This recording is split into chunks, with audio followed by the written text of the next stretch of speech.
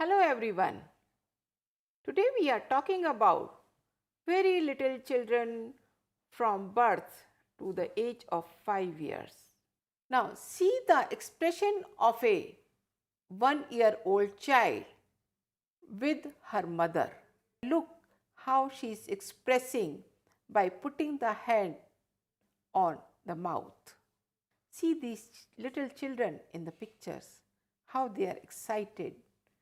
And they are confused also at the same time because at the new place they are not able to adjust very easily.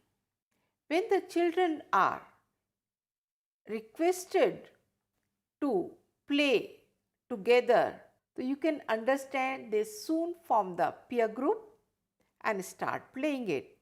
See how in the group, in a circle, they are dancing. When they are asked to run to a certain point, everybody is so ready.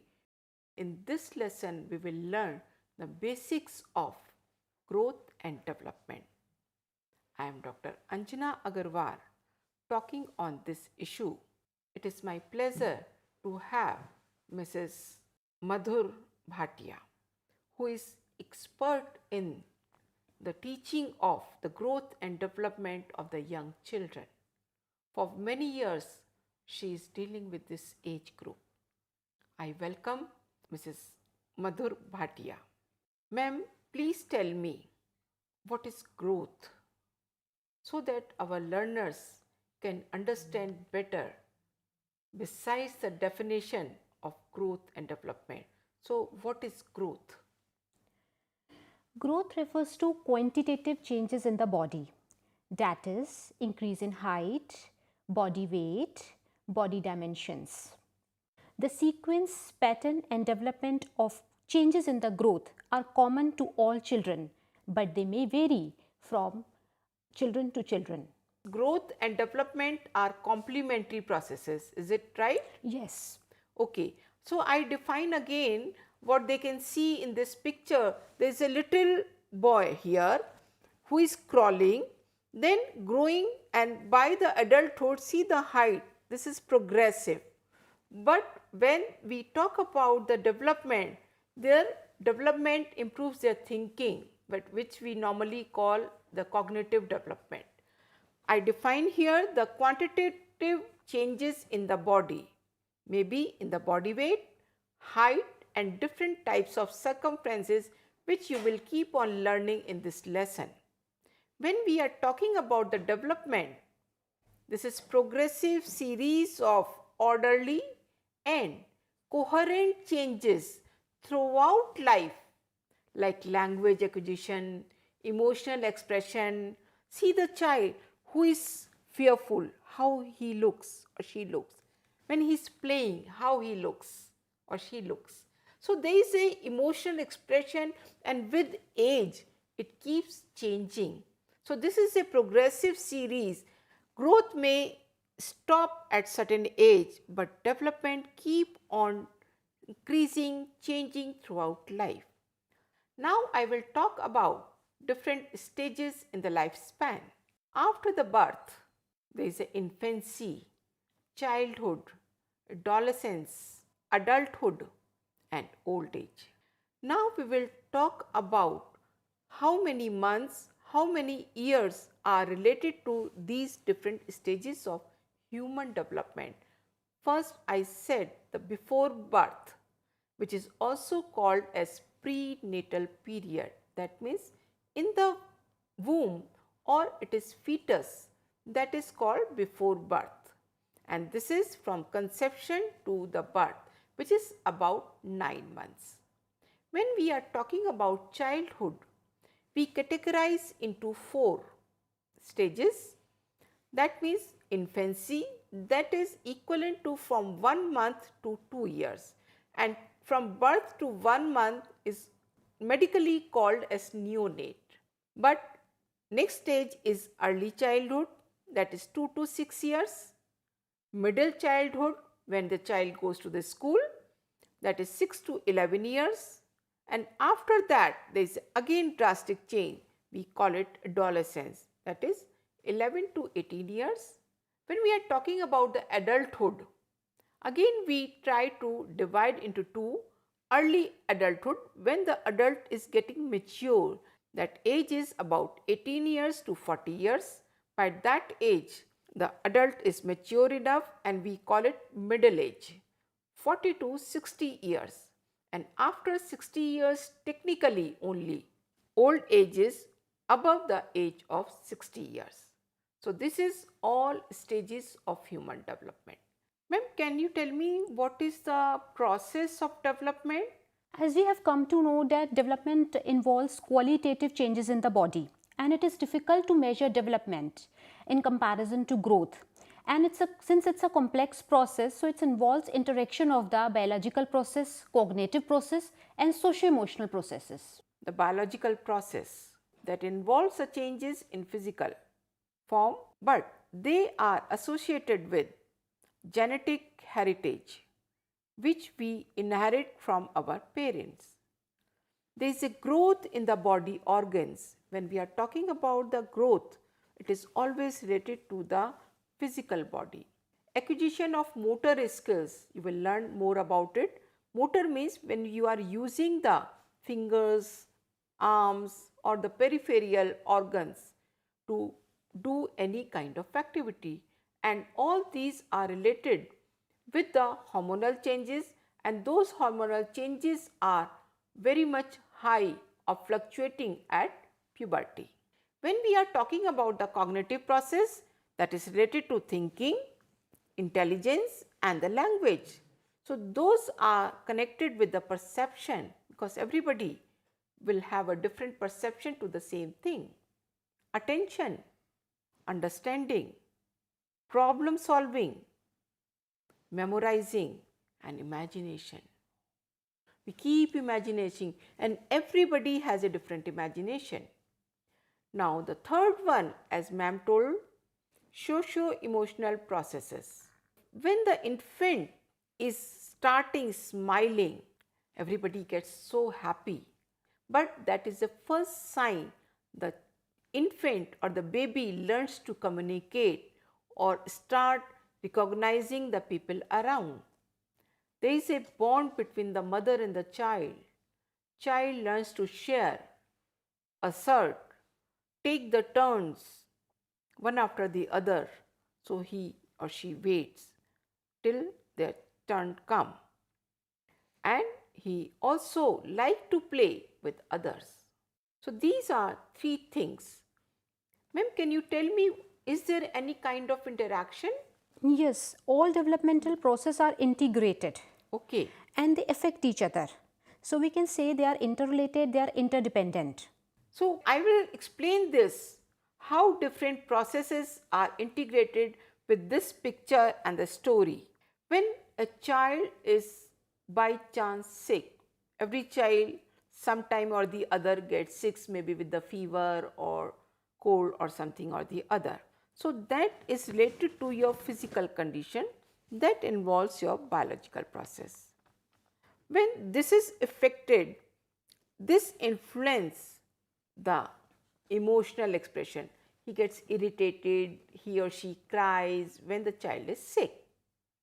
And that again also influences social process, that may fight, may react to something, may not like the other person. This is the social process.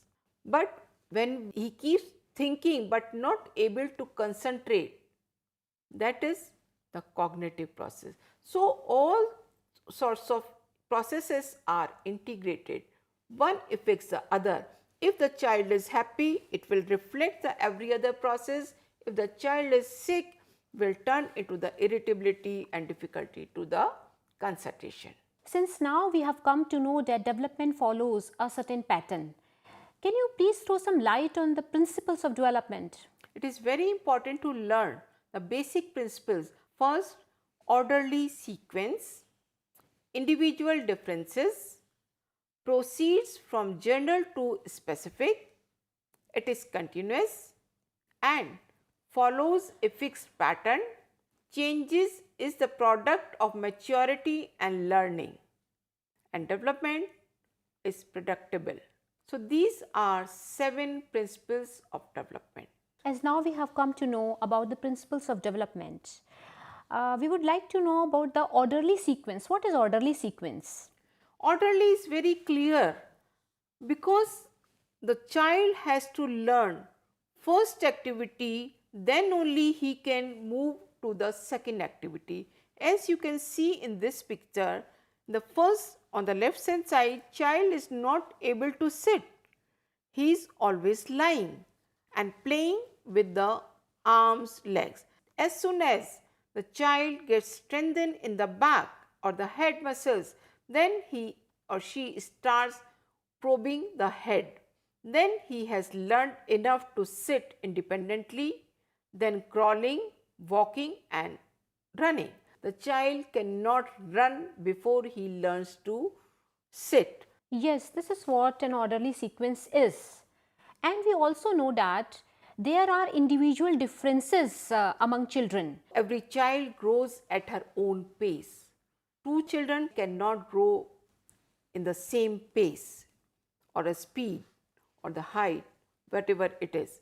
They may react differently in the same situation. All children cannot smile at the time. All child cannot cry at the same situation. We should not compare. We should not compare. We should not try to judge on a single criteria among children. So this is very important principle of development. Now, ma'am, please throw some light on that development proceeds from general to specific. Yes, basically they are divided into two sequences. One is called cephalocaudal sequence and second is proximo-distal sequence. In these two pictures also you can find on the left side is cephalocaudal when the growth is from top to bottom, that means height. Second, proximal distal sequence from the center to the outer or center of the body, you grow the fineness towards the arm and the fingers. So I explain development proceeds from head to toe. In second, proximal distance sequence, development proceeds from center of the body towards the extremities, which are leg and the arms, fingers. So baby learns to use the arm first, then the movement of the finger. Very beautifully explained that these are the principles of development which were really important to understand. One is, we know that a development never stops, however growth stops. So development is a continuous process and this is one of the very important principle of the development. Now we are talking about different factors affecting growth and development. We have also understood different processes, different relationships the child has to live in the society, in the world, with the mother, with the family members, and keeps on growing, keeps on developing.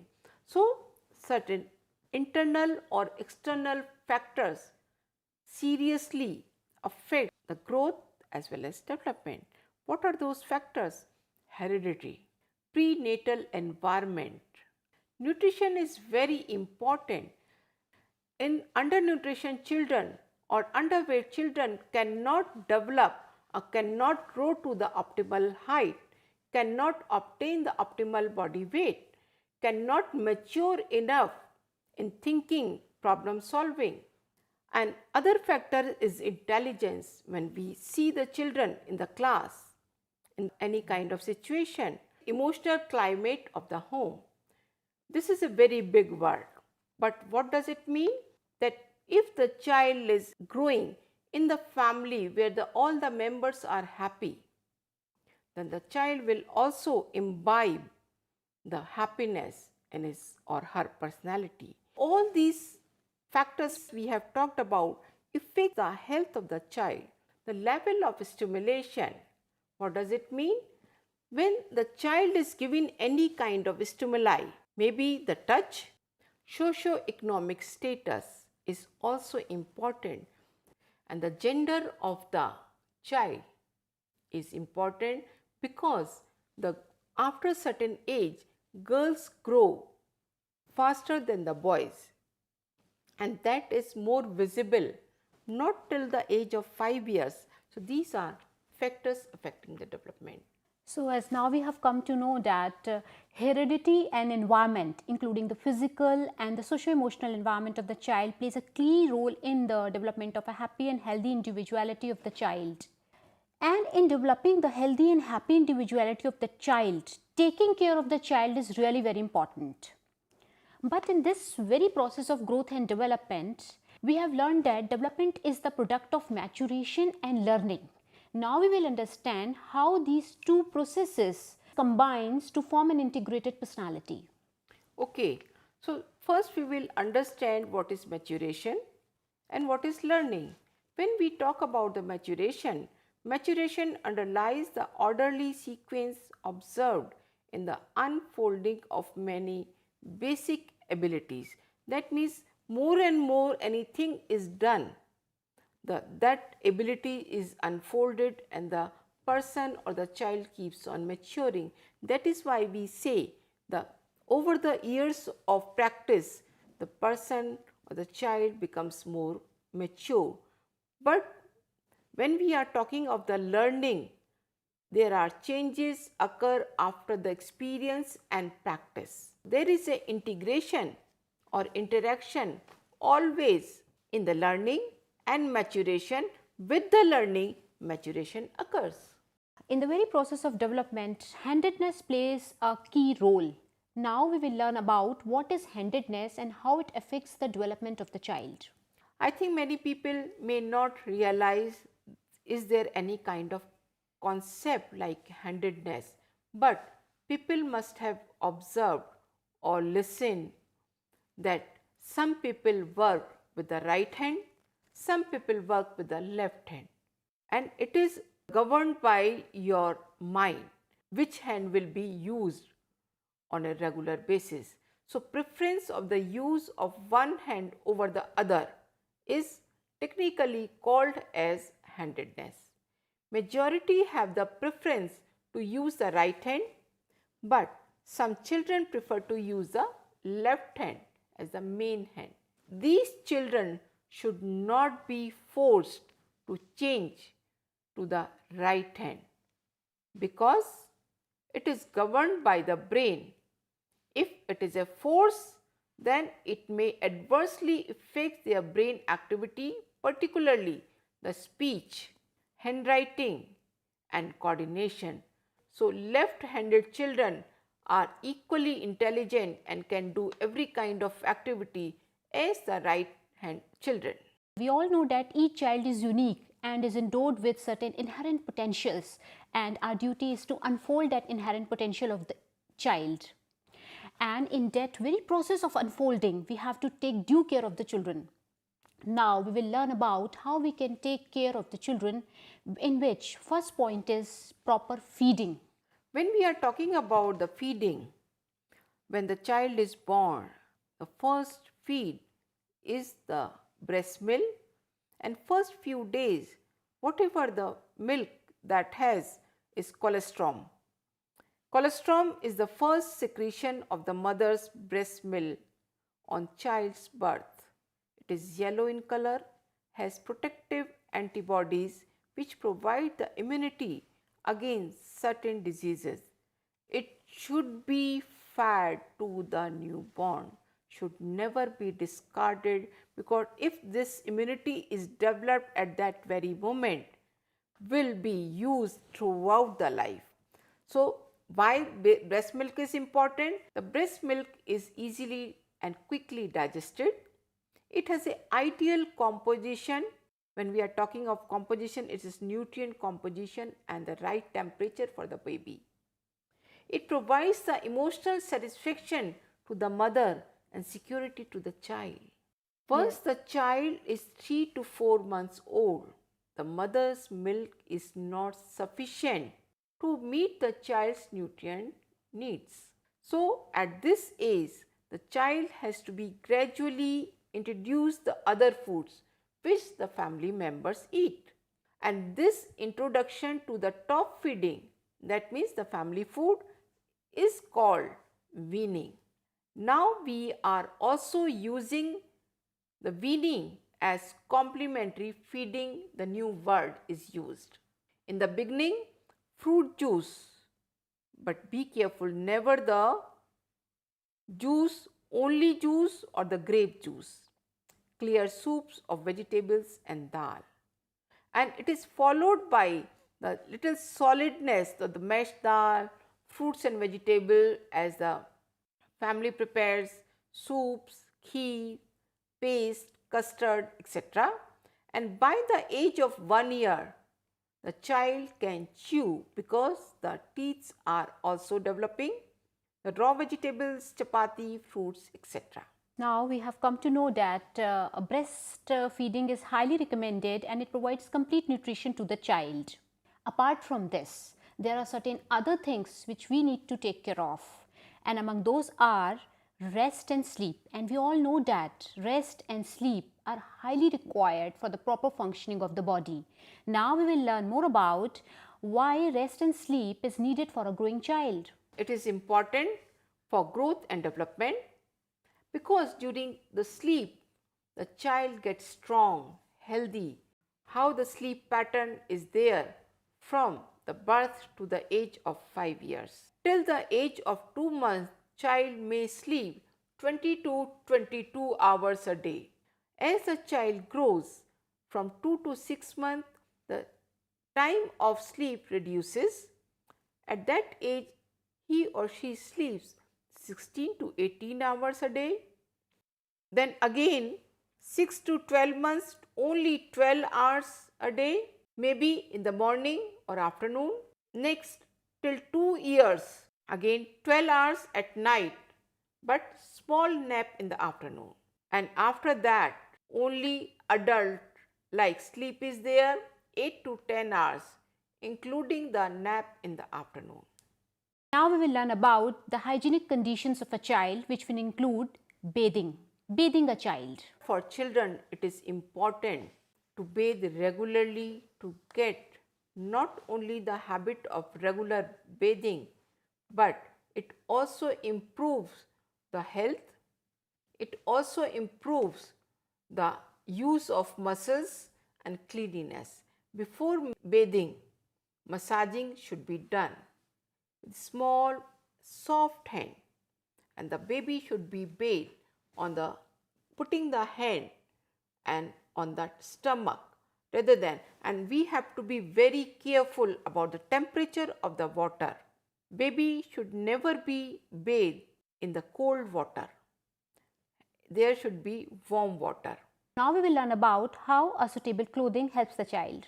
Everybody have some kind of clothes, but we are talking about the softness of the fabric is important, because if the fabric is harsh or rough, it will affect the child skin. The child may be irritable. So all the child's garments should be comfortable, soft in texture, absorbent material like cotton, simple in design, bright in color and easy to wash. As the child outgrow in size quickly, because this is the age they keep on growing, the clothes size has to be changed. There is no need to buy the expensive clothes for the children. Nappy or the diaper is very essential clothing for the baby.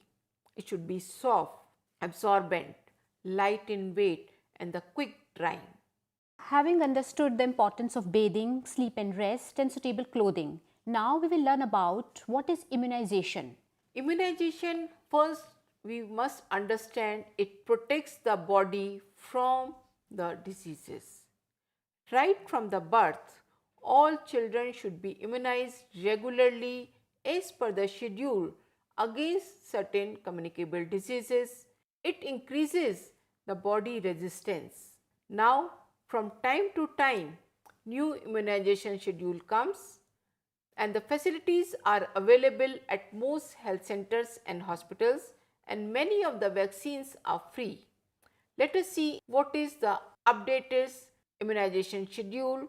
There are lot of schedule which you can read out also, but important is hepatitis, which protects the baby or the children from the liver diseases, from the polio, chickenpox, measles. So these are the diseases which are communicable and can spoil the child's health from life.